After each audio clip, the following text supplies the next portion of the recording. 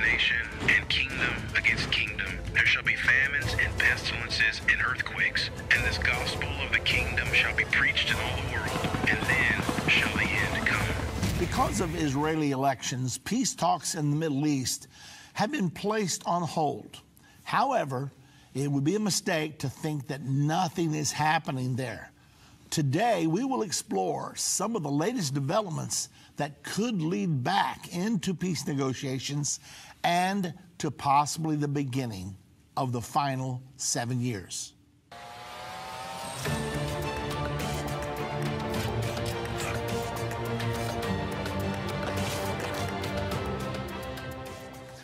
I want to talk to you now about the Middle East. Not much has been going on there because the government in Israel came unglued.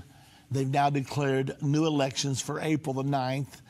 Consequently, Prime Minister Netanyahu said to President Trump, please don't reveal your peace plan now. It would just be chaos. It'll be like a bombshell in the middle of our elections. Nothing else would even matter. Everybody would be talking about that. So please don't do that right now. Well, that's what happened. So everything's been sort of on hold. We're now 2 months away from the elections, and several articles are appearing that I thought you should be apprised of just in case you don't think things are moving. Now, two things have happened that are very important. President Trump says, I want to unveil my plan immediately after the elections. The elections are April the 9th.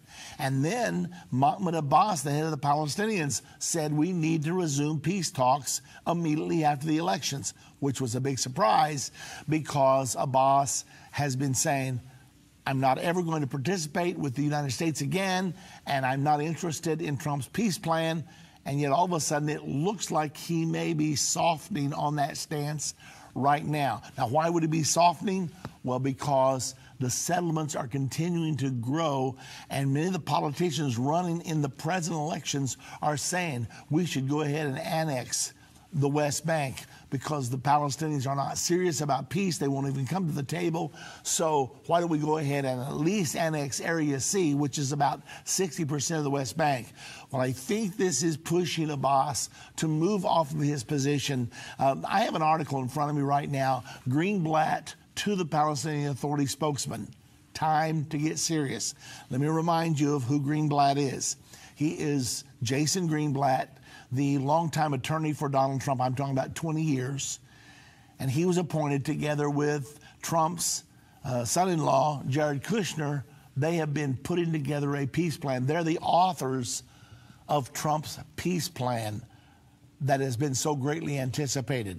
Now, this appeared in Israel National News just 2 or 3 days ago.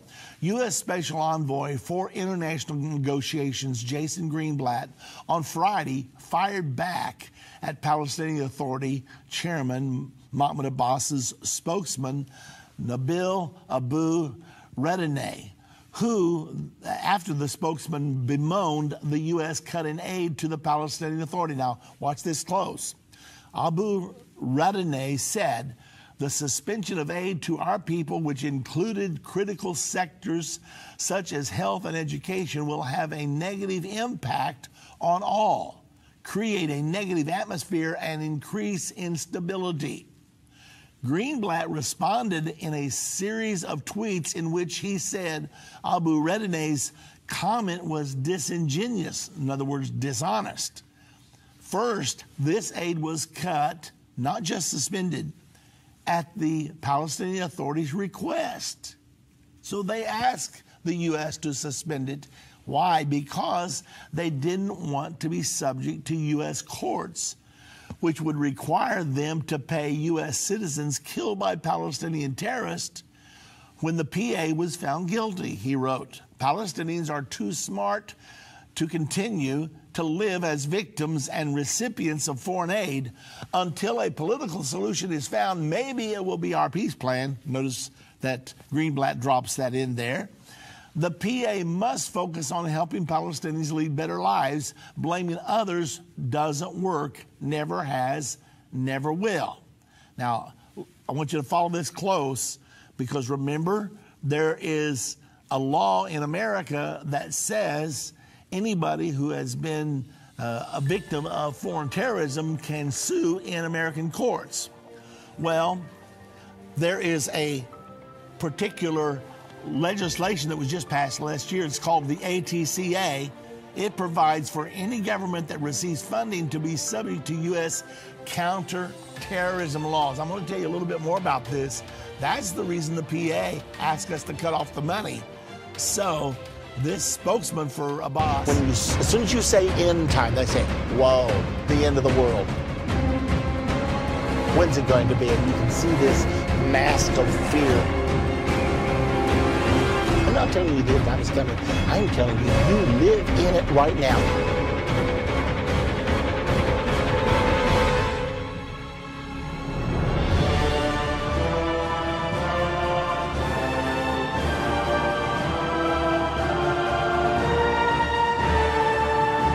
Daniel chapter number 7, verse number 4.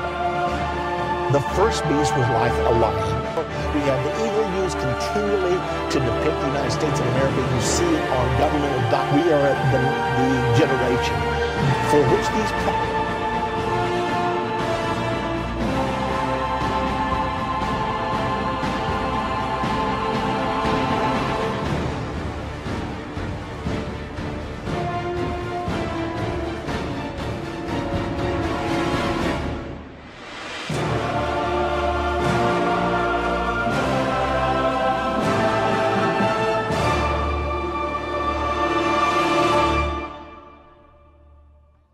that you will not miss one segment of understanding end time, because I've had many people tell me it's changed their life forever.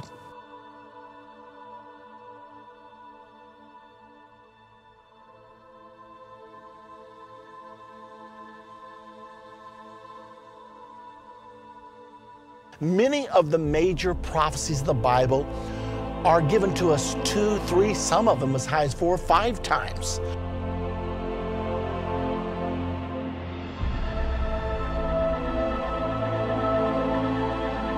There is not any chance it's not going to happen, because it's in your Bible, it's prophesied, and the prophecies always coming back.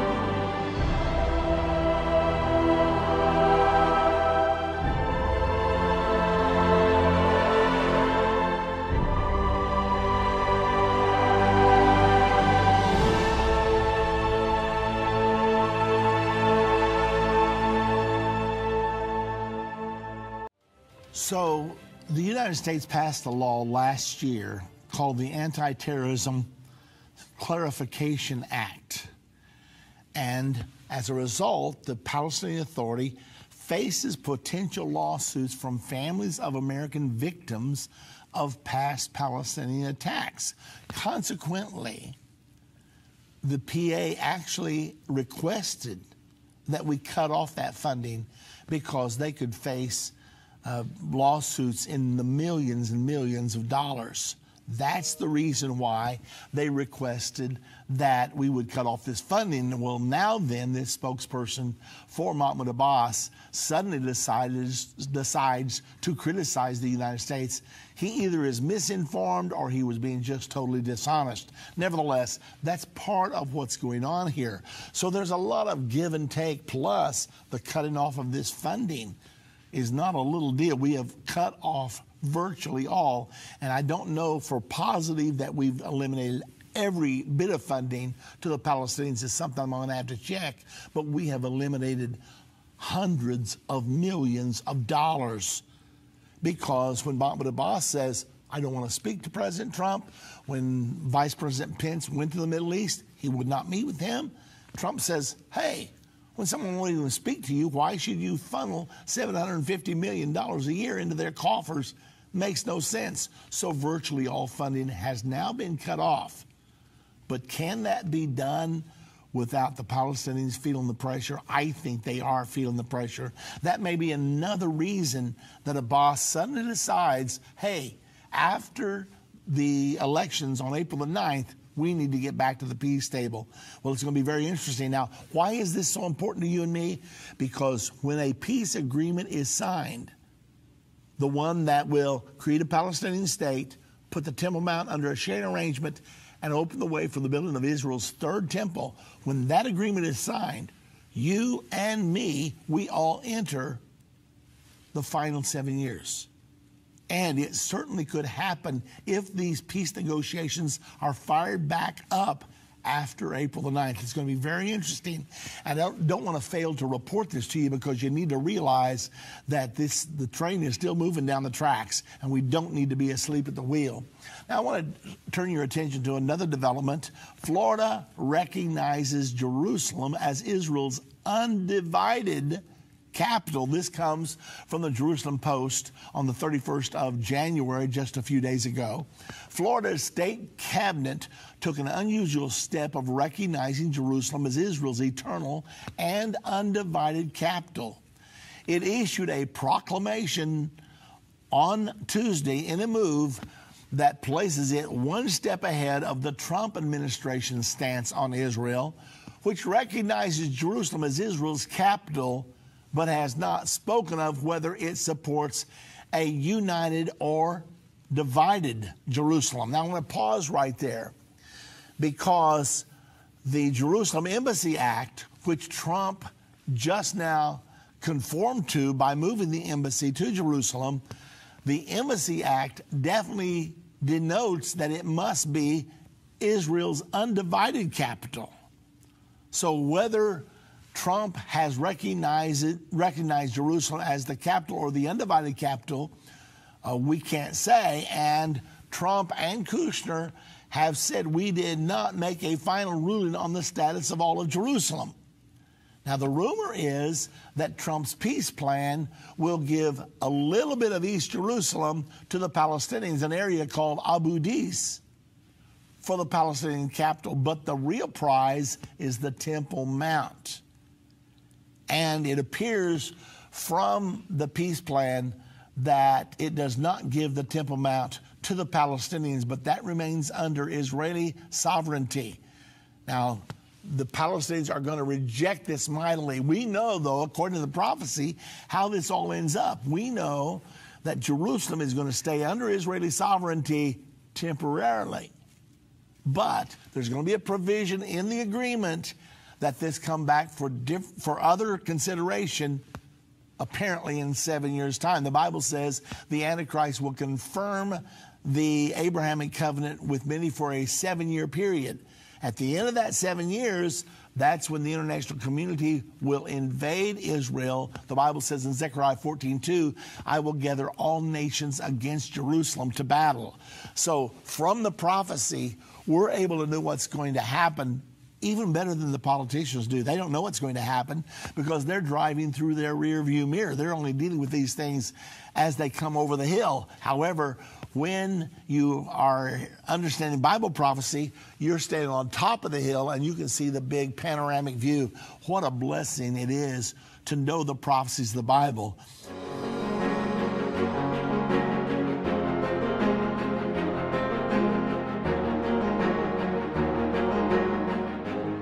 Back to this Florida vote. The Florida vote stands in stark contrast to the opinion of the United Nations and that of the international community at large, which has yet to recognize Israeli sovereignty over any of Jerusalem and believes that East Jerusalem should be the capital of a future Palestinian state.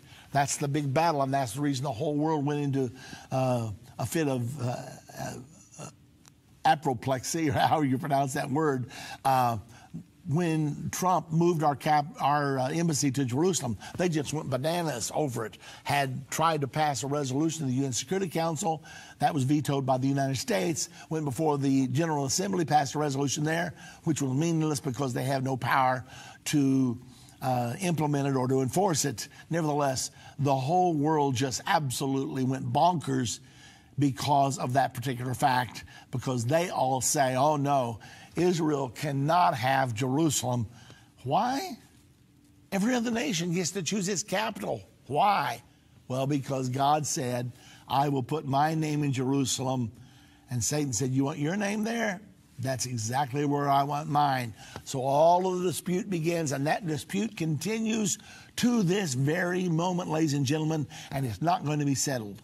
It will only be settled at the Battle of Armageddon, when the international community invades Israel in an effort to force upon Israel the will of the international community. And it's going to look like they're succeeding, but just at the right time, Jesus will return to this earth, turn things around, and Jerusalem will be the capital of Israel and the capital of the world for the next 1,000 years. Another development in the Middle East I want you to see. This article is entitled, "Benjamin Netanyahu Brings Donald Trump into the Likud Election Campaign." The Likud is Netanyahu's party, and they're right now in the middle of their campaign for their next elections, which will be held on April the 9th. This comes from the Jerusalem Post on the 31st of January. Prime Minister Benjamin Netanyahu brought in a major figure to make a cameo appearance in the Likud campaign, U.S. President Donald Trump. In a new video released by the Likud campaign on Thursday morning, a text appeared on the screen stating, "They said it's impossible." Netanyahu is seen in a cabinet meeting saying, "The U.S. Embassy needs to be here in Jerusalem."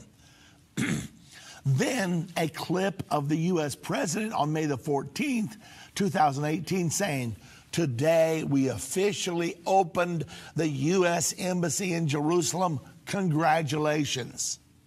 The video ends with the Likud's new slogan, "Netanyahu in another league." You know, why are they using that slogan? Because they're saying there's no other Israeli politician that can do what Netanyahu can do. He's just in a league all by himself.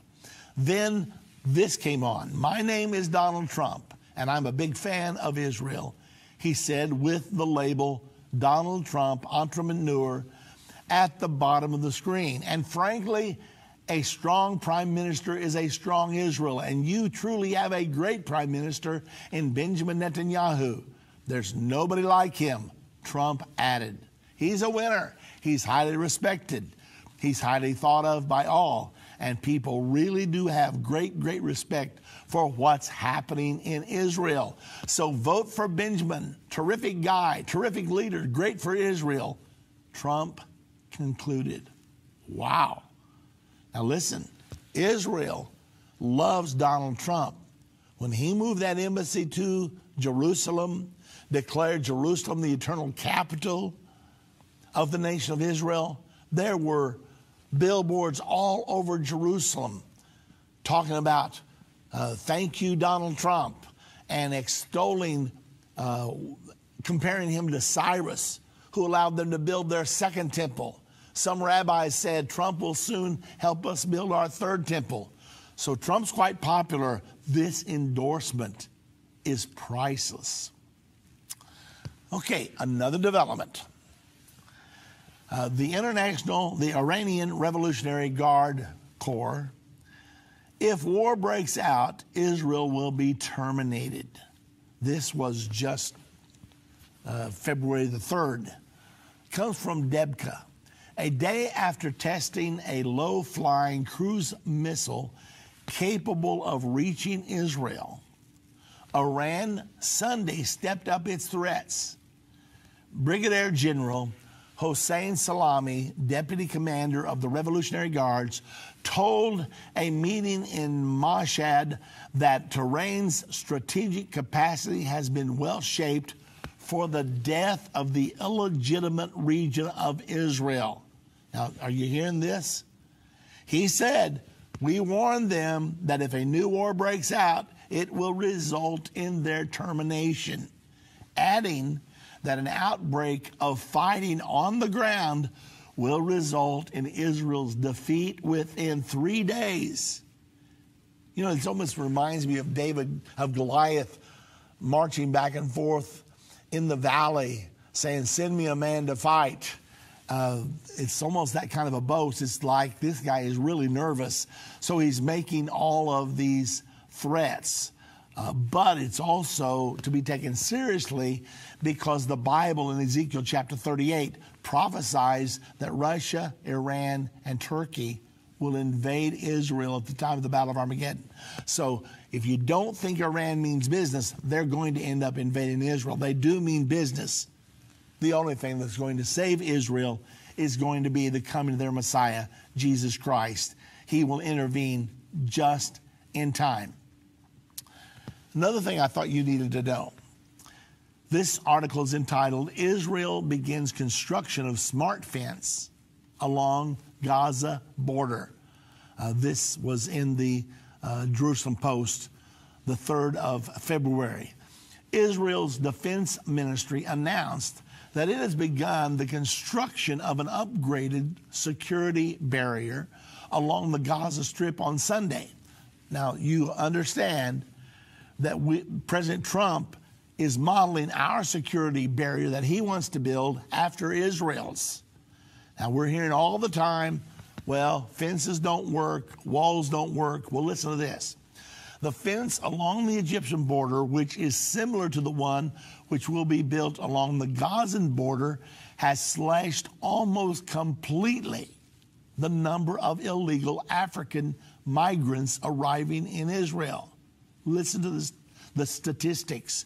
The number of infiltrations from the Sinai, with 14,669 infiltrations in 2010 to 213, from 14,000 some to 213 in 2015 to 14 in 2016. So from 14,600 and some to 14 infiltrations, violations of their border after this fence was built and completed. Yet we have many of our politicians saying fences don't work. Well, this one sure is working. And we have received advice from the company that builds the fences in Israel on how to build ours so that it will work. Now, this prompted authorities to raise the height from 5 meters to 8 meters. So from 15 feet to somewhere around 24 feet along a 17-kilometer stretch. There have been no infiltration, zero, from Sinai since that time. Okay, think about it, especially right now. Here we are, between now and September the 15th. Some kind of a deal has to be struck, or President Trump is saying he's going to declare a national emergency in order to be able to build the wall without congressional approval. And here we have this statistic showing up in the Jerusalem Post, of all places, telling us that they reduced their infiltrations from 14,600 some to 0. And yet, some of our congressmen, I don't think they're being honest about it. They're saying walls don't work. And yet all the statistics say a different story. Now back to another prophecy-fulfilling article. This comes from one of the publications in Israel. I'll tell you about it in a moment, but I want to read to you the prophecy first. In Revelation 12, verse 13 and 14, and when the dragon saw that he was cast unto the earth, he persecuted the woman which brought forth the man-child. The woman there is Israel. And to the woman were given 2 wings of a great eagle, that she might fly into the wilderness, into her place where she is nourished for a time and times and half a time. That's biblical terminology for 3.5 years, from the face of the serpent, from the face of Satan and his agent, the Antichrist. By now, the Antichrist will be revealed and in power. So here this prophecy is telling us that the eagle, the United States of America, is going to protect Israel. Now, look at this article just out today. Trump, we have to protect Israel, shifting again on the Syrian withdrawal. U.S. President Donald Trump indicated this weekend that some U.S. troops in Syria would remain there to protect Israel, just like the Bible says, in an apparent shift from his earlier insistence on an absolute withdrawal. We're going to be there and we're going to be staying. We have to protect Israel. It was given to the woman 2 wings of a great eagle that she might fly into her place where she's protected.